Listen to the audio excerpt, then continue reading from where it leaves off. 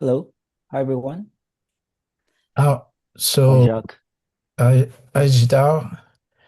Okay, Let me just figure out the video. okay. We were we weren't sure you were one of the participants. So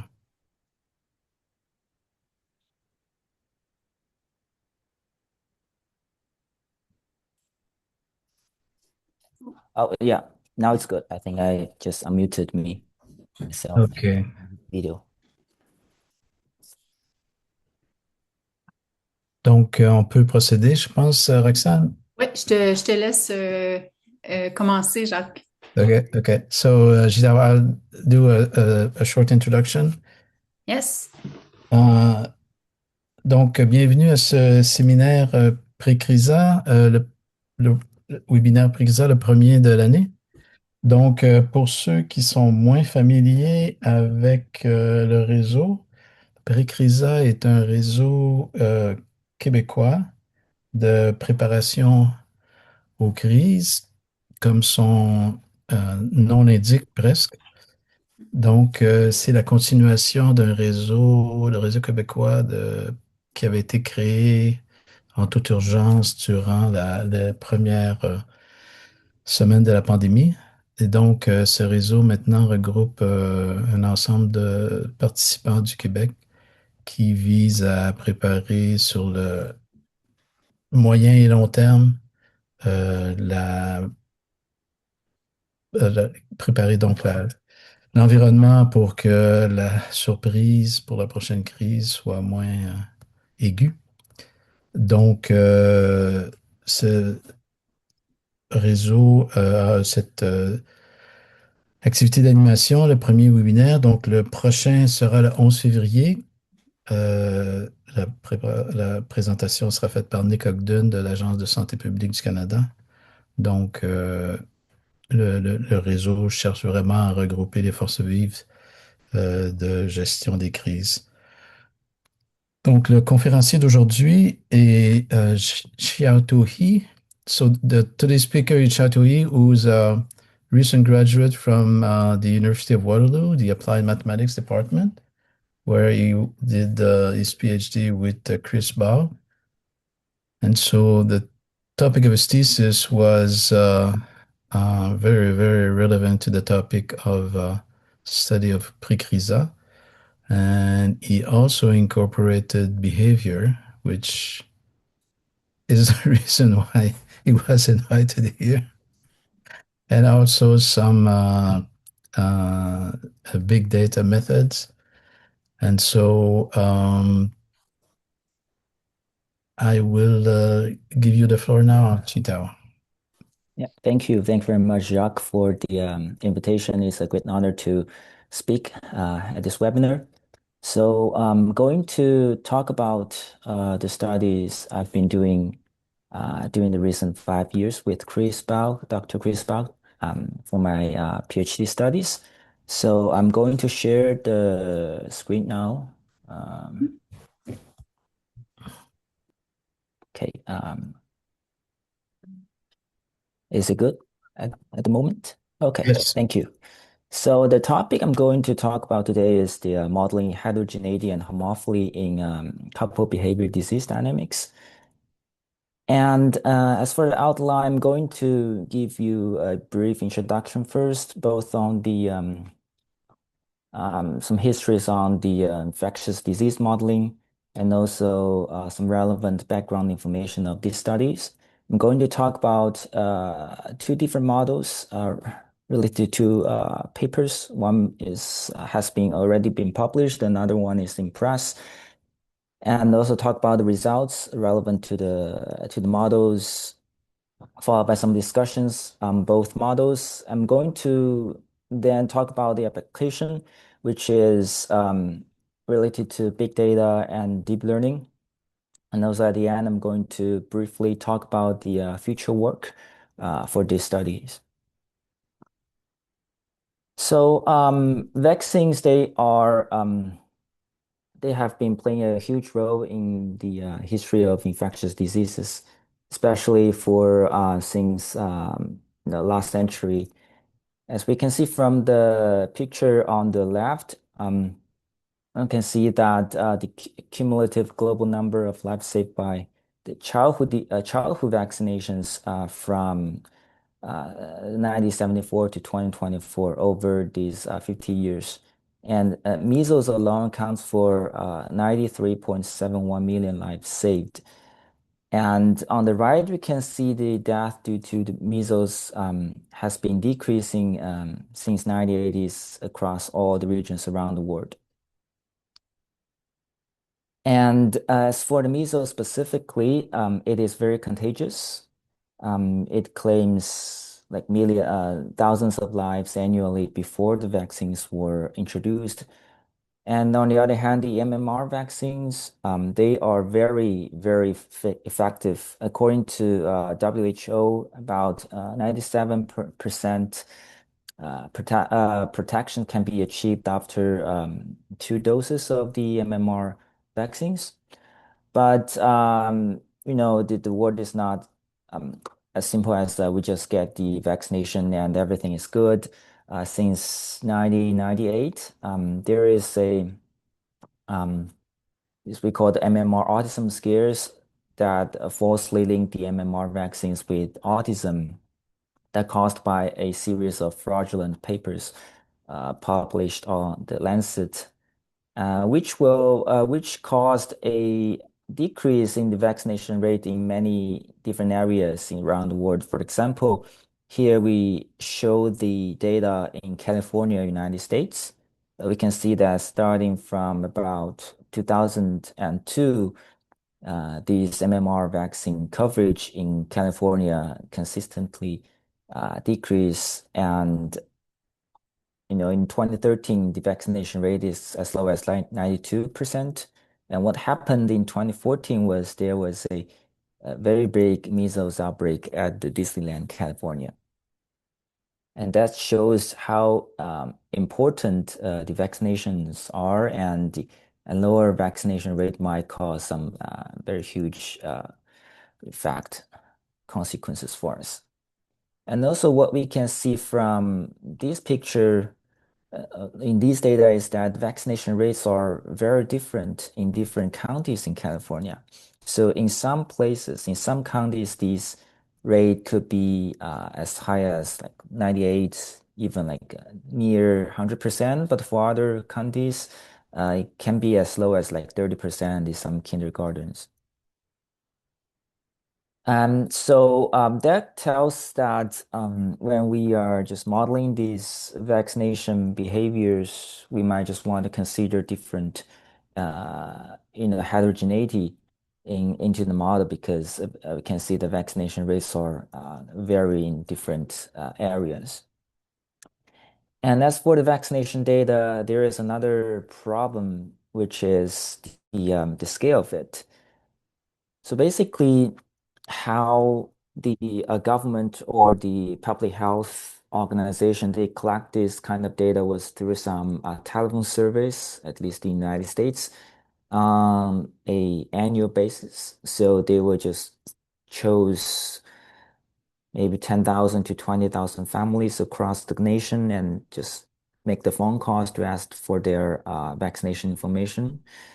So this kind of data is at a very coarse scale. We only have annual data or semi-annual data, which means in maybe 10 years, we only have like 10 to 20 data points. We can see the overall trend as we just saw the data in California, but we do not know some very timely feedback or very solid changes between these two data points. And also, this kind of survey was relatively biased. So, for example, in those states with larger populations, more families will be called for this survey, but data is relatively small in those states or regions with a smaller population. So, overall, the entire research questions for the entire PhD studies was mainly these 2 points. First of all, we want to see how do population heterogeneity and homophily influence vaccination behavior and also disease dynamics. And also, we want to see if any kind of signals of declining vaccine support can be identified from some high frequency data. So we have these nationwide vaccination data from government, but they are kind of low frequency. We try to see if there are some more high frequency data available for us. And perhaps we can use some deep learning models to learn from those data and try to make some predictions. And one source of data we try to look at is the social media data. On the one hand, there have been some studies on it, and on the other hand, they provide very high frequency data. Okay, let me just. So I would just firstly go through some basic background information on the infectious disease modeling because I was told that maybe not everyone here has a background in epidemiology. So when modeling infectious diseases, we basically divide the entire population into different groups based on the health condition of an individual. For example, the most basic one would be the SIR model, standing for susceptible, infected, and recovered.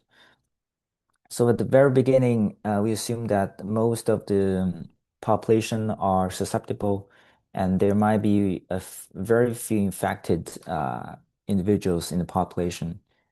And when the susceptible individuals and infected or infectious people get in touch with each other, the infectious people will transmit the disease to the susceptible individuals, making them infected and then infectious. But after some time, they could be recovered from the disease and gain the immunity towards the disease. So so that's the most basic model. We usually assume it to happen in a closed population to make things easier. But this model came with some drawbacks. For example, for some other diseases, the mechanism might be different.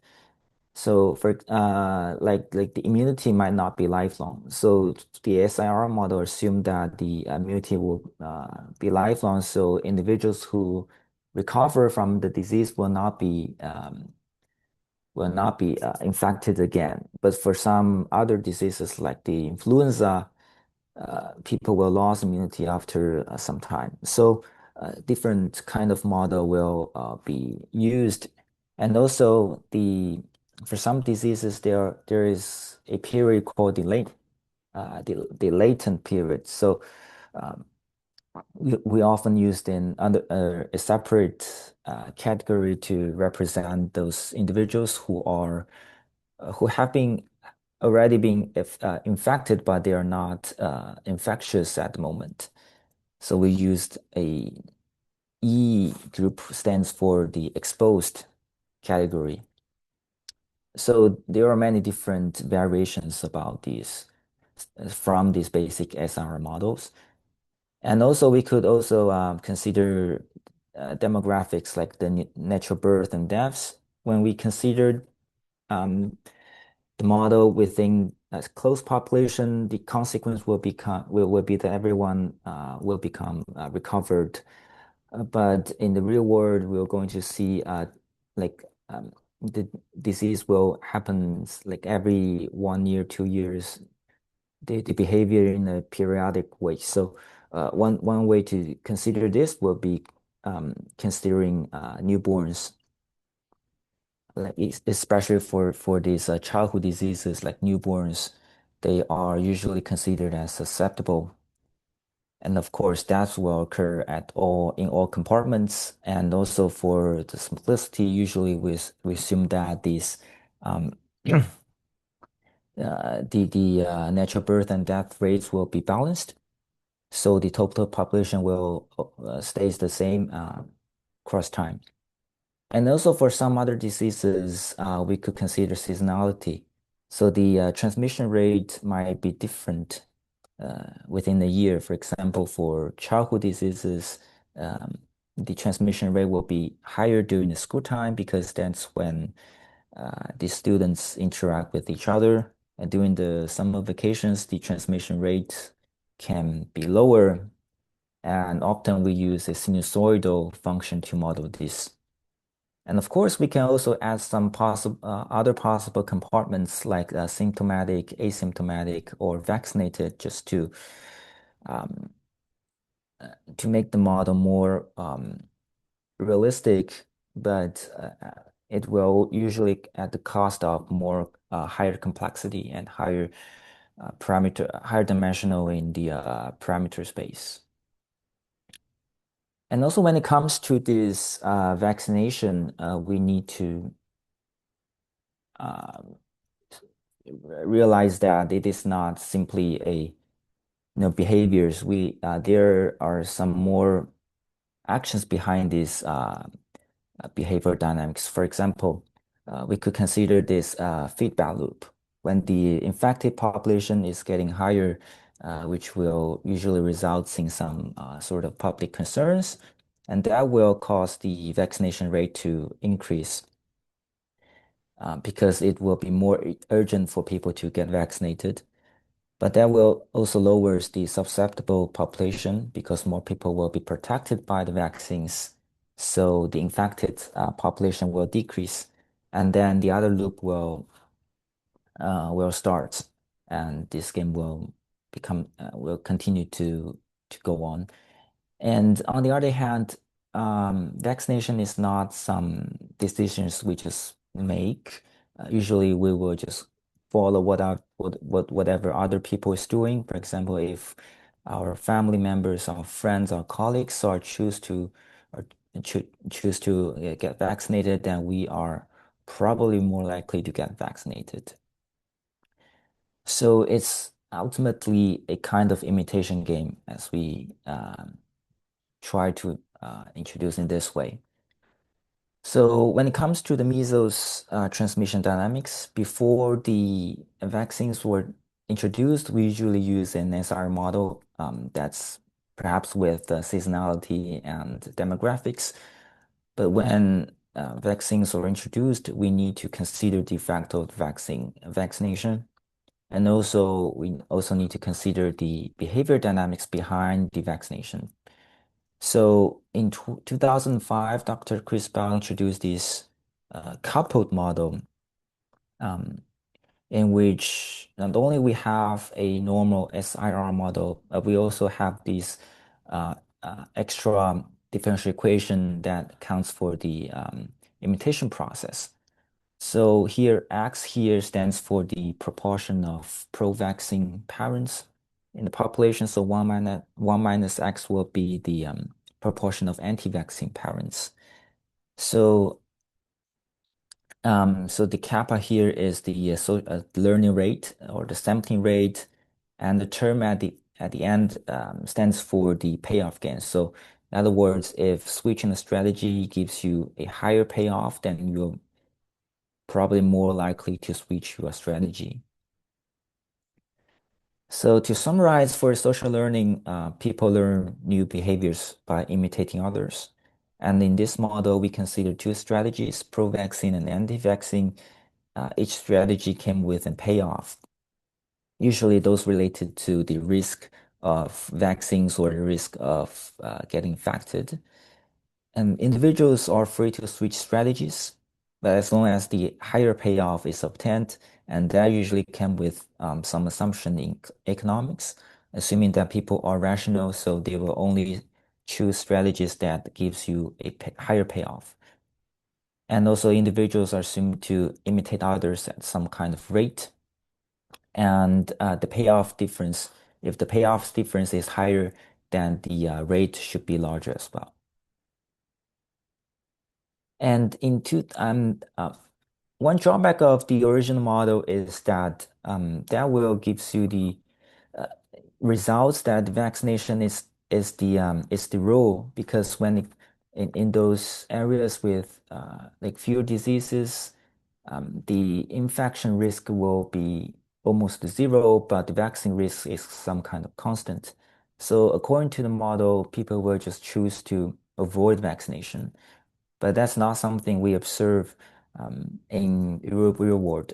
So for those diseases like measles, there should be some other force to go against the vaccine risk to drive the entire population towards the, usually like fully pro-vaccine equilibrium.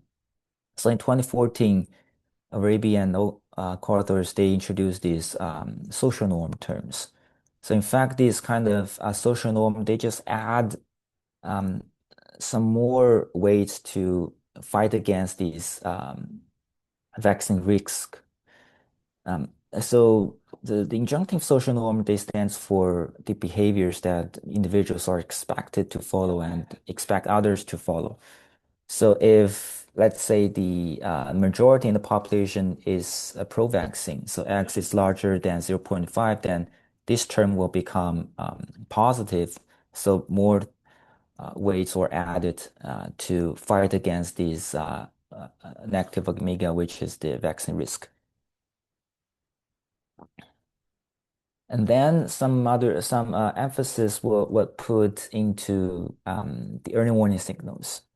So after we developed this model, we try to see if we can have some more earlier warnings for the system.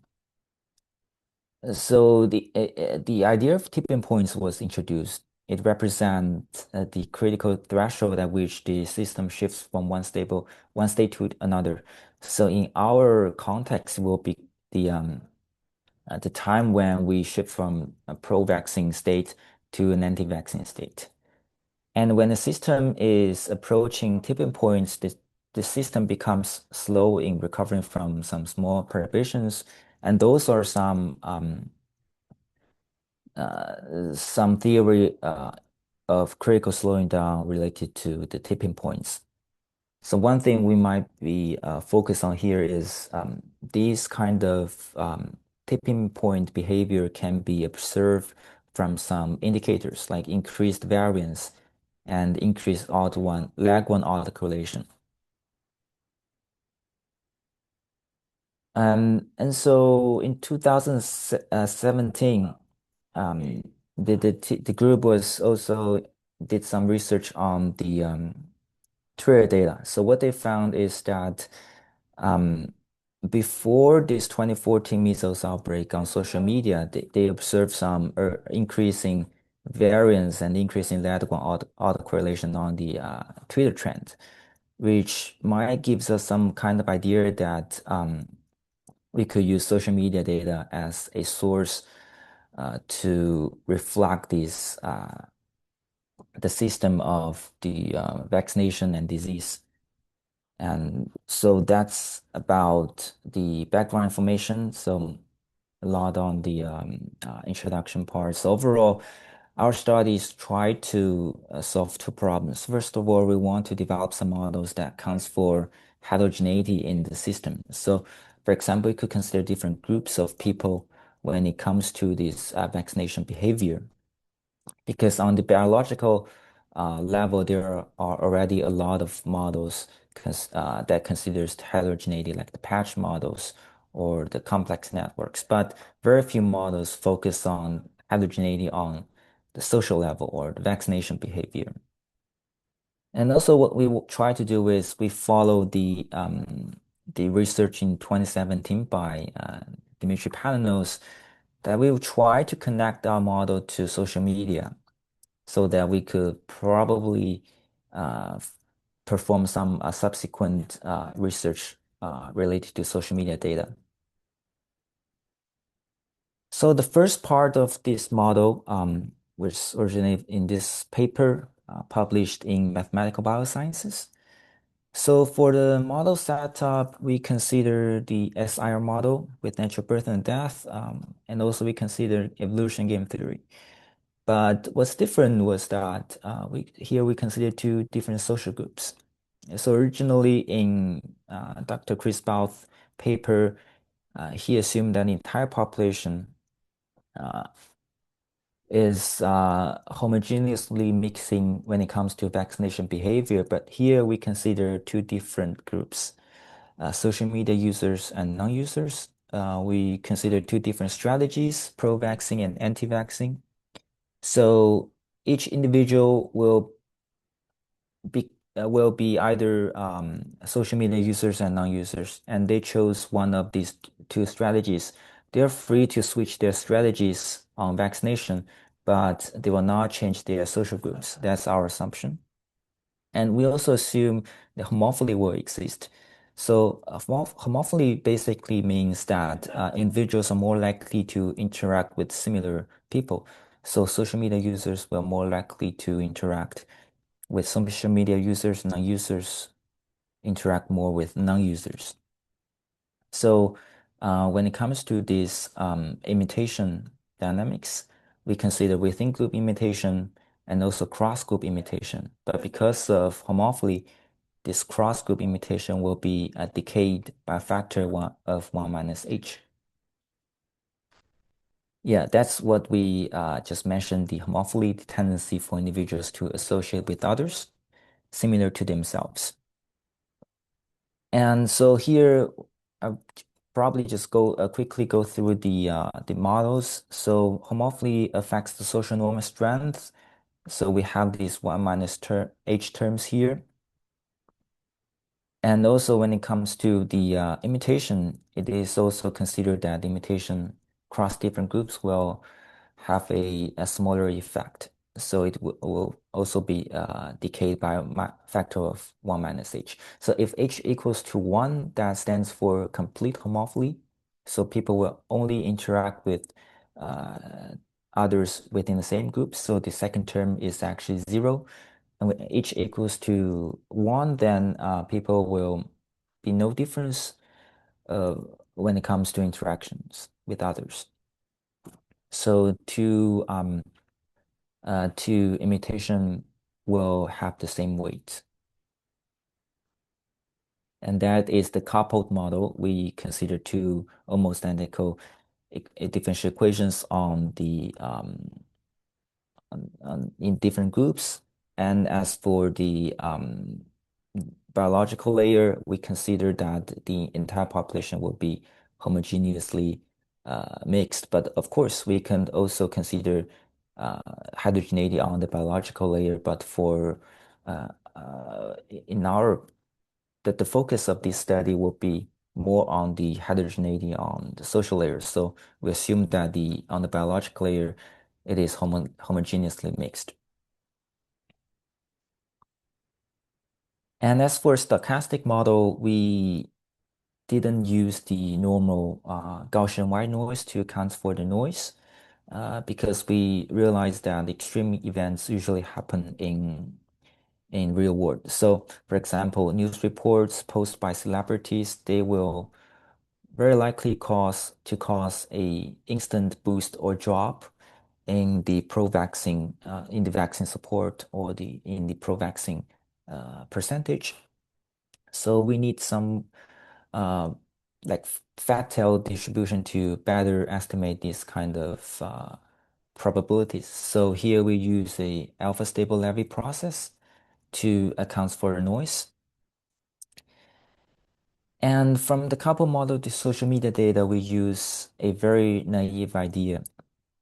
So basically what what we're doing here is that we try to build a connection between this pro-vaccine percentage in the population to the social media counts on, like, for example, on Twitter. So assume that more social media posts will happen, will exist when the polarization emerges. And by saying polarization, we mean that people holding different opinions are relatively balanced.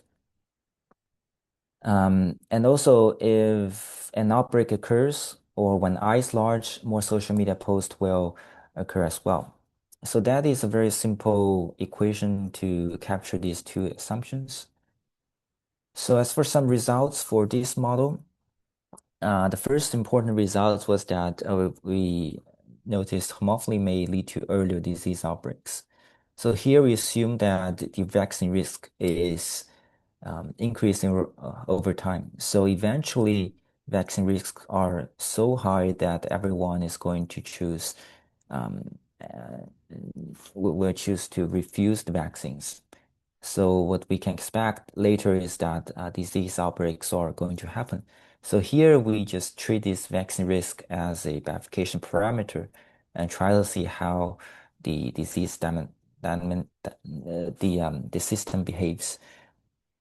And so we can see, as we can see from the figure, the lower levels of homophily usually corresponds to a delayed vaccine uptake collapse because that will encourage more imitation, not only within the group, but also cross group. So people will have more sources of um, uh, information when it comes to vaccination. But it also causes large outbreak sizes, and that is usually related to the accumulation of susceptible individuals. And here we focused on three important parameters: H, the homophily level, delta, social norm strength, and also kappa, the sampling rate. So what we found here is higher homophily well corresponds to earlier outbreaks. And that's what we observe in the previous slide as well.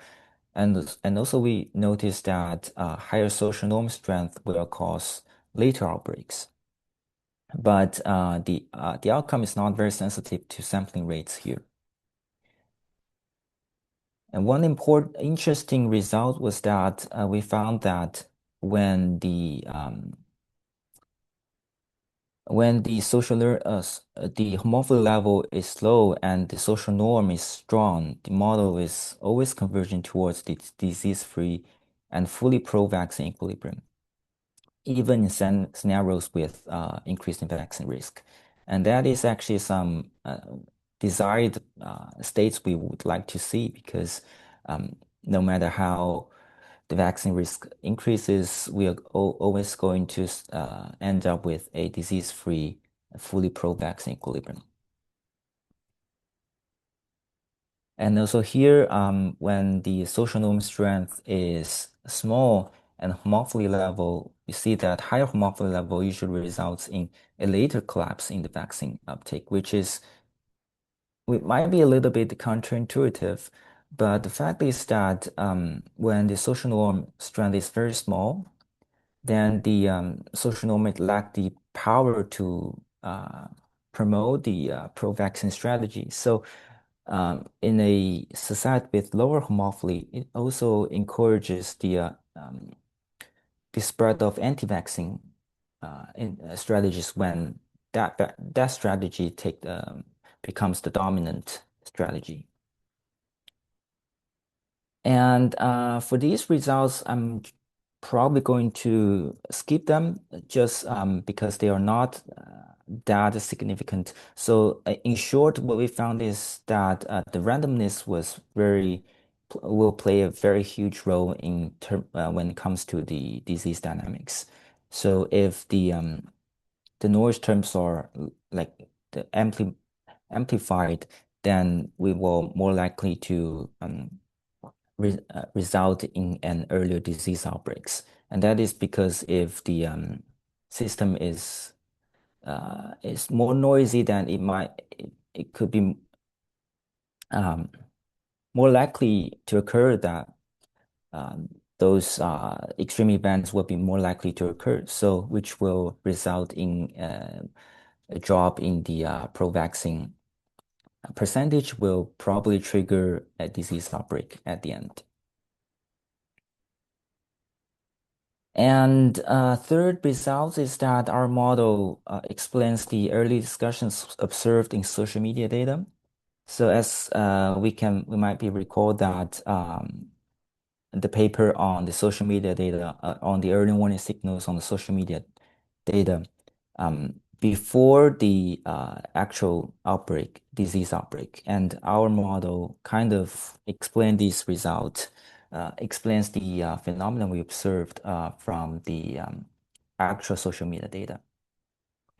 As we can see from the fourth column compared with the first three columns, we can see that it has a very similar trends in the variance lag 1 autocorrelation, which shows that our model has the potential to become the data generators for perhaps for the deep learning models to train. And that's something we did in the second paper. So some discussion on this model. First of all, we developed this couple behavior disease model. We incorporate the imitation process between two distinct social groups within an SIR framework. We show that homophily will accelerate the collapse of vaccine uptake, leading to an earlier potential outbreak. Our stochastic model capture the extreme events on social media better using the Levy noise. And we also emphasize the role of randomness on social media when it comes to influencing disease dynamics. And also our model offers some insights into the temporal dynamics of heated social media discussion before the disease outbreaks. And this model has some limitations. So the first limitation is that when we increase the number of groups, we are actually increase the amount of learning. And that model was okay when the number of group is relatively small, let's say 2 or 3. But let's say if we just increase the number of groups, we are just increasing the amount of learning, which make it hard for us to determine whether the amount of learning or the homophily really actually influence the dynamics. Also, another thing is that the previous model was built for a specific setting. Here we just consider social media users and non-users, and both groups are start at a very high pro-vaccine percentage. But in reality, when we increase the number of groups, we are actually distribute a fixed amount of learning across more groups. It's just like a parallel circuit.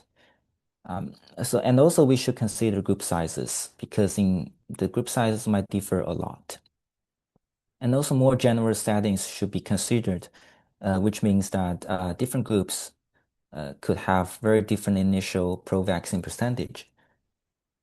So some groups might be highly anti-vaccine, so they will start at a very, very low percentage.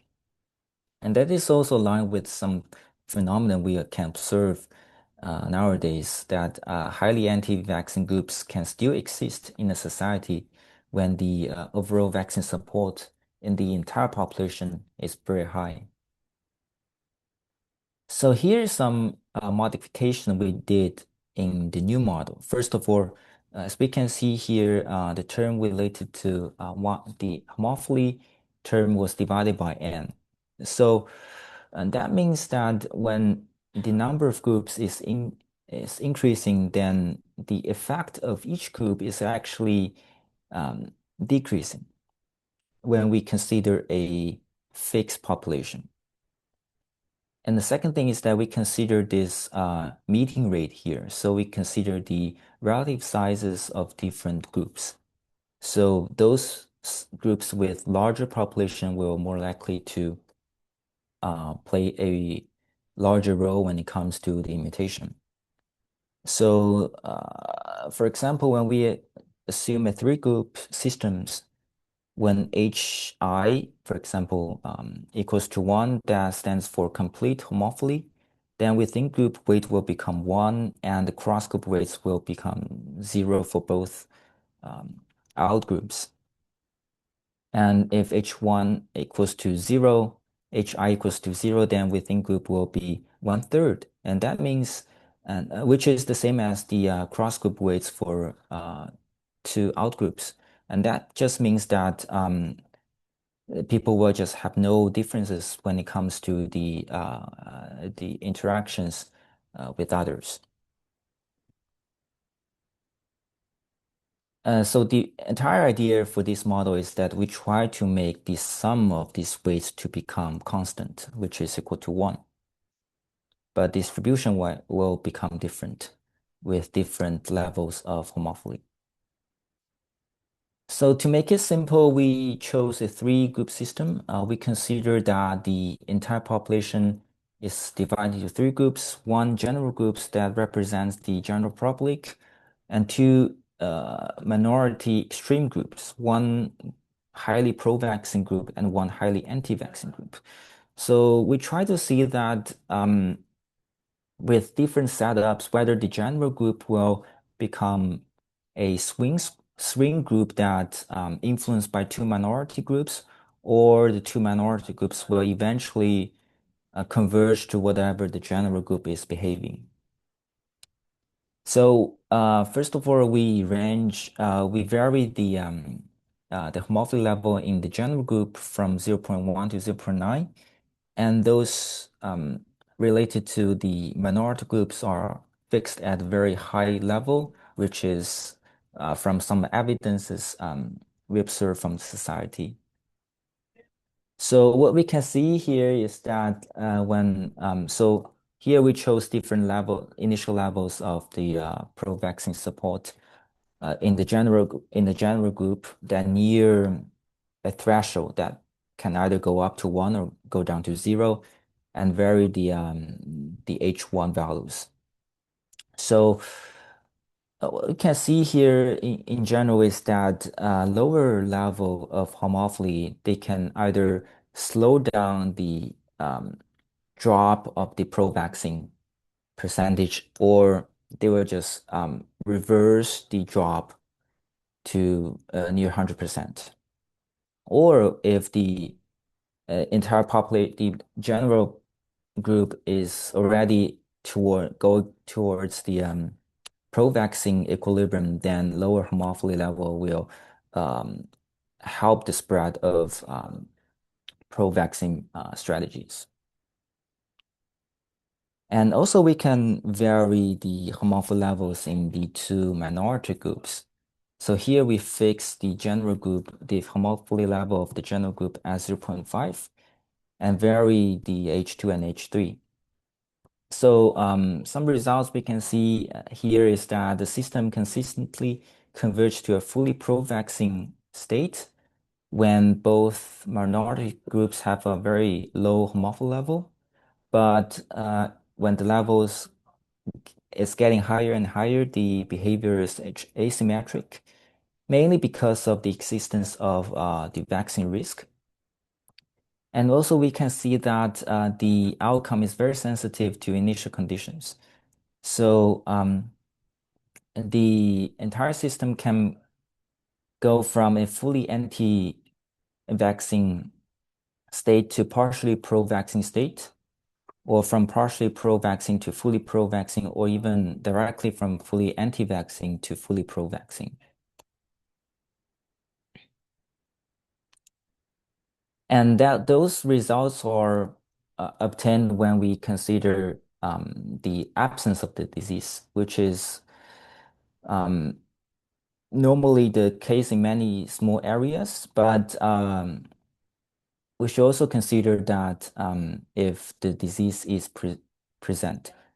So here we consider 2 different scenarios. First of all, we consider that homophily is changing across time, is increasing, and that's normally the case we observed from the real world, because like the social media and also other algorithm will cause some echo chambers. So it will reinforce force the tendency that people interacting with similar others. So for example, here on the baseline case, we can see that when in this setups, the entire system can become more polarized, which is the second 2 columns. Like the general public will choose pro-vaccine, but the anti-vaccine group will stay anti-vaccine, or they can went into some sort of consensus. Here is the anti-vaccine consensus as we can observe in the first plot. And when the homophily level increases, we can see that the influence of the general group through high contact rates on minority groups diminishes. What reflecting on the figures is that the highly pro-vaccine group, they can experience a bounce back in the pro-vaccine percentage back to 100%. And that is because when homophily level increases, the pro-vaccine strategies will be reinforced within their group.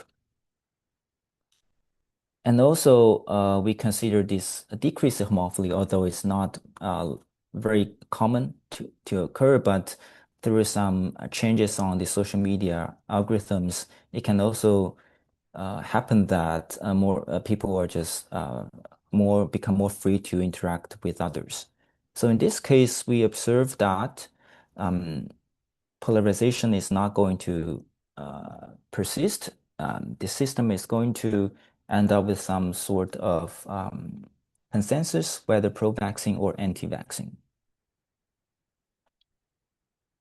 And this result just shows that opinion polarization can persist regardless of the severity of diseases. So when the disease is not kind of severe, people can choose, especially those the anti-vaccine group, they can stay anti-vaccine.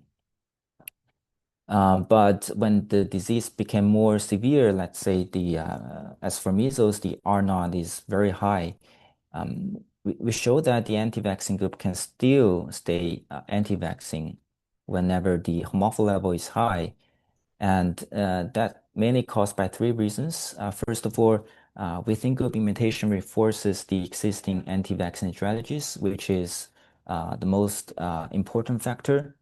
And also, we could consider that infection risk is still insufficient to override the combined effects of vaccine risk and social norms. So, even if the disease is very severe, it's not going to override the combined effect of the high vaccine risk in their groups. And also, another thing we could see is that when disease is becoming more and more severe, then people from the general public and also the pro-vaccine group, they are going to respond quick by getting vaccinated. And those people accounts for a large portion of the society. And when they are going to get, when they are protected by the vaccines, the urgency for the anti-vaccine group individuals to get vaccinated will decrease. So some more discussion on this model. We extend our first model to a to a more generalized vaccination game. We observe that the mixed strategy equilibrium, which means that within a group, some people will choose pro-vaccine, some others will choose anti-vaccine, can exist due to this some kind of balance between within group imitation and cross group imitation, and due to the help of homophily, high levels of homophily. And this kind of within group phenomenon can sustain long-term polarization within the entire population with or without disease pressure. We show that high homophily protects group opinion from external influence. And low homophily spreads both pro-vaccine and anti-vaccine strategies, which increases the risk of anti-vaccine dominance. And also strong anti-vaccine group can persist even under high infection risk due to within group reinforcement. And that's what we can observe from many real world evidences. So basically, those are the two models we have developed. And perhaps I don't have much time, so I'm going to quickly go over some applications we were doing. So basically, the idea is that those models can be used as some kind of data generator for deep learning models. And this idea came from the following studies by Thomas Bury in which they observed that they investigated that deep learning models can be used for categorize different types of applications by learning from synthetic data and test it on the real world data. So that's what we try to follow. Because according to the paper in 2017, that early warning signals has been found in social media data.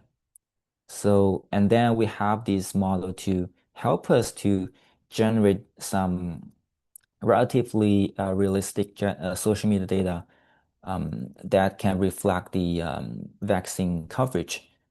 So our idea is that perhaps with some training, deep learning models can be trained from the synthetic data from our mathematical model and applied to test on real world data on social media.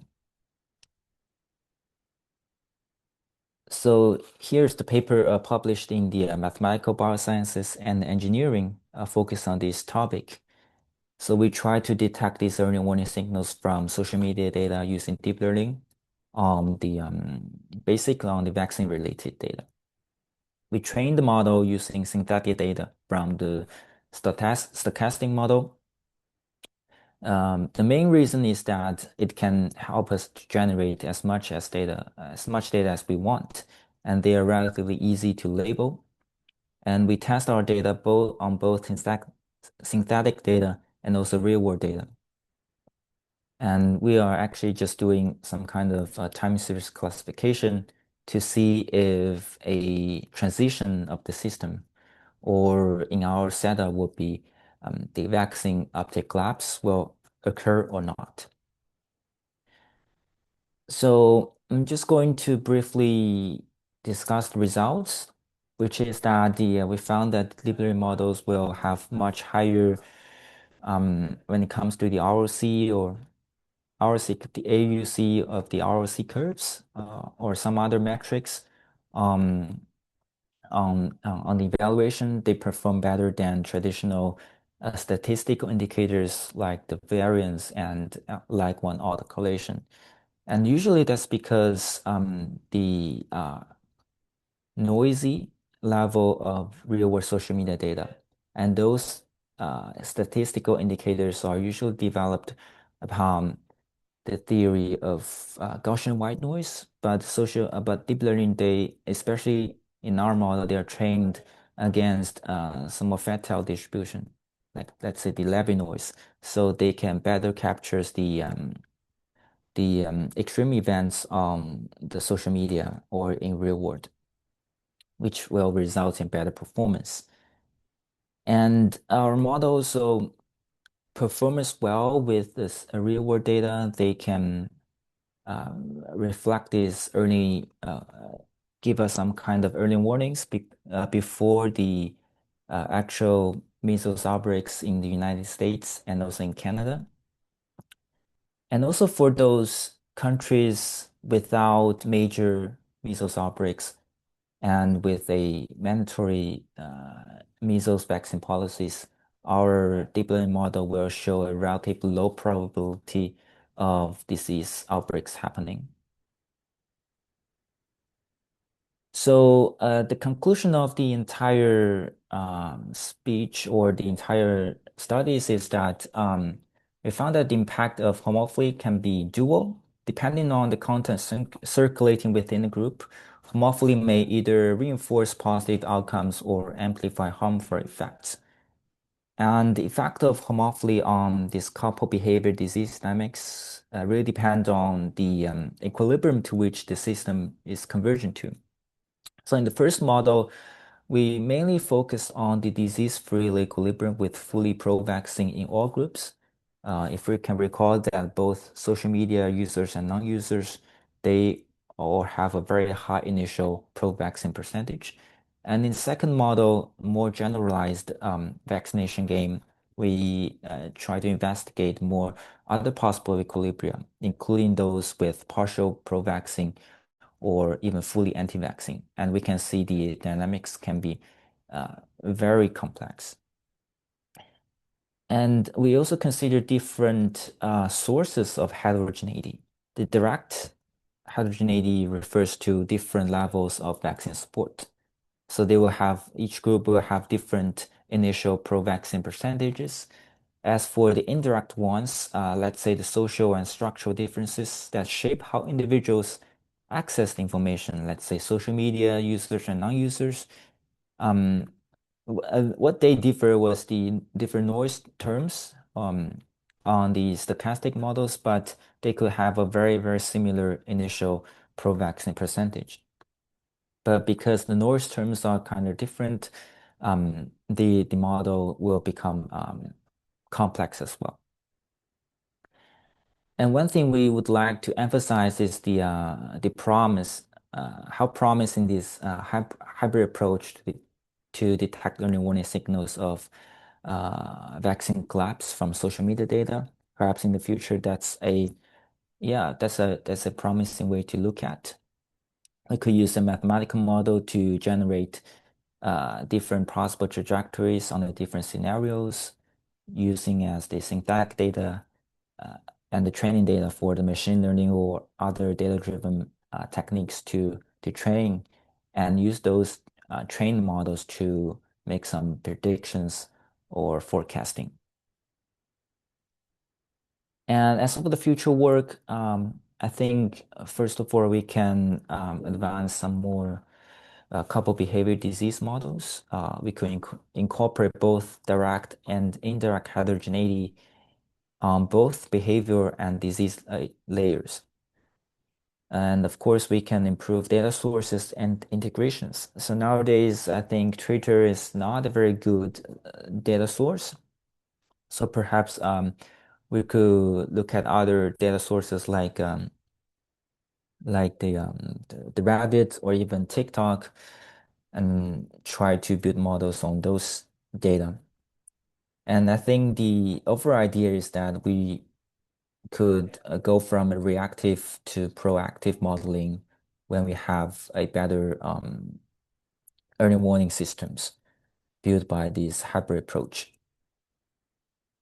I'm sorry that I need to just go everything in a rush at the end.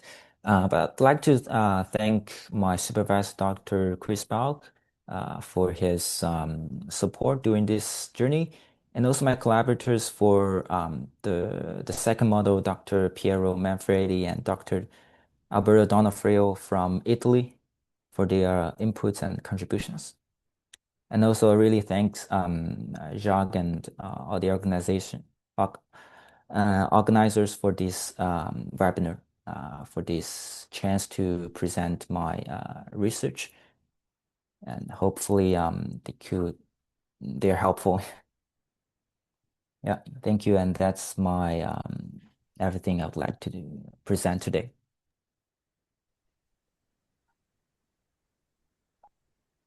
Okay, thank you very much. In fact, you answered in your conclusion the question I had about the usefulness of Twitter per se and what Yeah, networks would uh, uh, have to be looked at. And you also provided a blueprint for our modeling group in your future work. yeah, So I think we have been very fortunate to have your presentation and also anticipation of the questions, which unfortunately we'll have to skip in the interest of time. yeah. So thank you very much for this very, very interesting presentation. And before the end, there is a webinar satisfaction survey that I invite all participants to fill out. Let me And just. I remind you that the next webinar will be on February 11th. So thank you very much. Again. Yeah, Thank you.